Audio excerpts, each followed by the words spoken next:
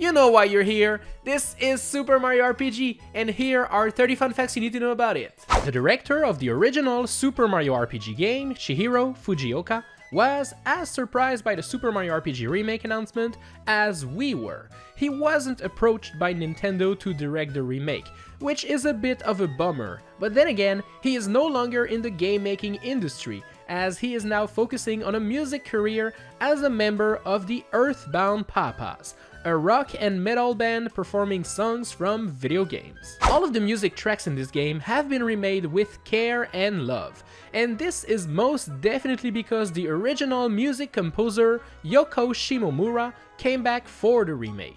And while the tracks are amazing, if you're an old school hardcore fan who wants the original tracks, well, the game gives you an option of playing it with the classic tracks. It's a few menus away, but bada bing bada boom, it feels like 1996 all over again. One of the main novelty in this remake is the addition of amazing looking cutscenes throughout the game. I was already sold when Nintendo showed the Princess Peach cutscene at the beginning, but man oh man, seeing all of the iconic moments from the game in glorious HD is one heck of a ride.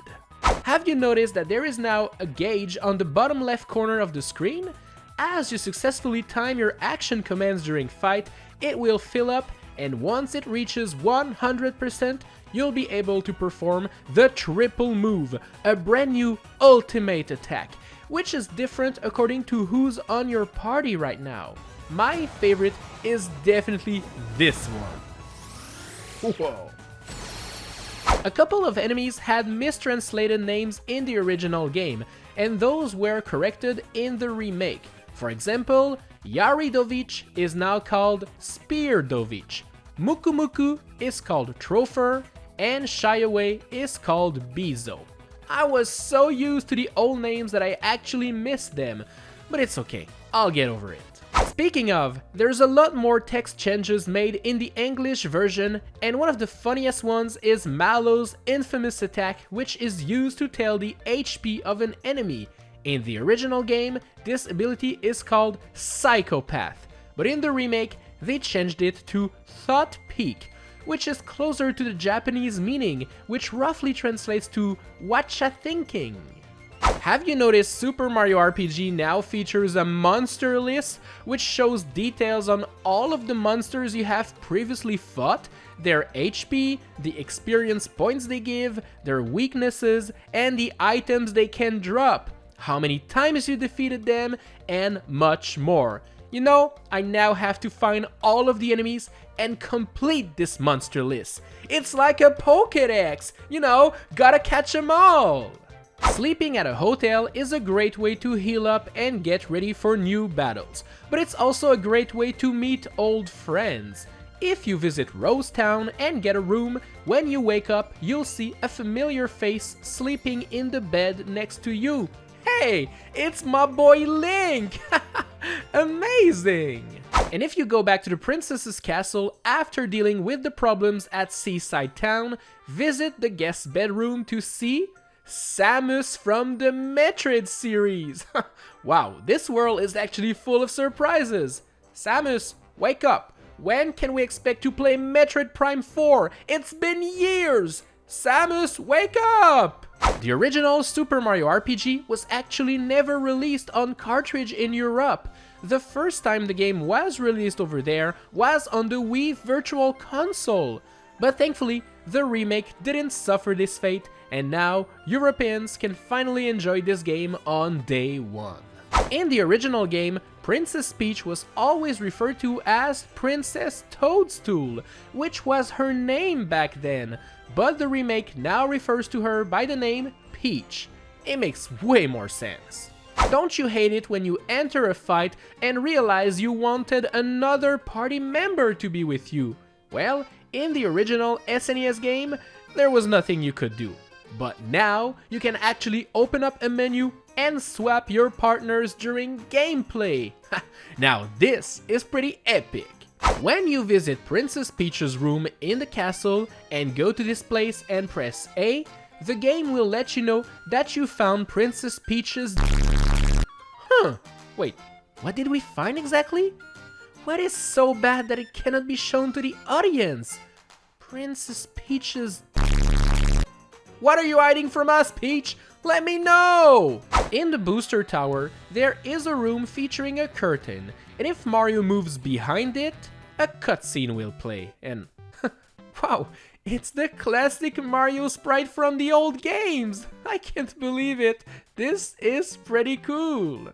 If you thought the game was too easy, well, there's a bunch of things that unlock after you beat it, including post-game boss rematches, which are way more difficult. I mean, some of those moves do 9,999 damage! No one can survive this! But if, on the contrary, you find the game to be quite difficult, well, feel free to try the new Breezy mode, which makes battles way easier, allowing you to quickly progress through the story, and you can switch between Breeze and normal modes at any time during gameplay, so don't be afraid. The Star Hill is filled to the brim with wishes that you can read, and one of those wishes reads, "I wanna help out my older brother Mario." I'm pretty sure I know who made this wish. The level up screen is so wholesome. Every party member will get around the character who levels up, and they will do some amazing little dance moves. Personally, I'm a fan of Bowser's epic dance moves. Even though the game still features save blocks, there's now an auto-save function, so you never have to worry about losing some progress. Funny enough, when Toad tells you about the save blocks at the beginning of the game, he also mentions them being there in the good old times, which is obviously a nod to the original SNES version. You can have a set amount of items in your inventory at all times, and in the original game, all extra items would have to be thrown away, which sucked. But this time around, they are sent over to Mario's house inside of a box. This means that you should go back to your house from time to time, as you might have some good items waiting for you there. Inside of the Barrel Volcano shop, there's a few figurines on top of wooden crates, and just by looking at them, you can probably tell what game they're from. Star Fox and F-Zero. In Merrymore, there's a few funny cutscenes involving Bowser kissing people, and one of these shows Bowser kissing Mario, and this is just hilarious. I mean, look at Mario's reaction. He didn't hate it, that's one thing I can tell for sure. On top of Booster Tower, there's a box full of toys, and obviously there's a big plush of Princess Peach, but there's also one of Samus from the Metroid series. The Axem Rangers is a team of very powerful warriors that you'll fight in the game, and don't you think they kinda look like another team of Rangers? I mean, they all look similar but sport different color outfits, just like the Power Rangers. Oh my gosh, I can't believe it! Visiting Yoshis Island and seeing all of our beloved Yoshi friends is just great. But you know what's even better? Feeding this Yoshi some delicious cookies, turning him into the famous Big Yoshi. Yoshi! Don't you just hate how physical games no longer come with an instruction manual? I loved these books so much as a kid. Well, Japanese players rejoice, as specific game retailers will include an authentic SNES-style manual which is based on the original game instruction booklet. Can we bring that to North America, please? Speaking of books, there's an in-game scrapbook that actually documents all of the events happening in the game, but from the character's perspective. It reminds me a bit of Luigi's Diary in Paper Mario 64, but this time around, everybody writes in it, which is just amazing.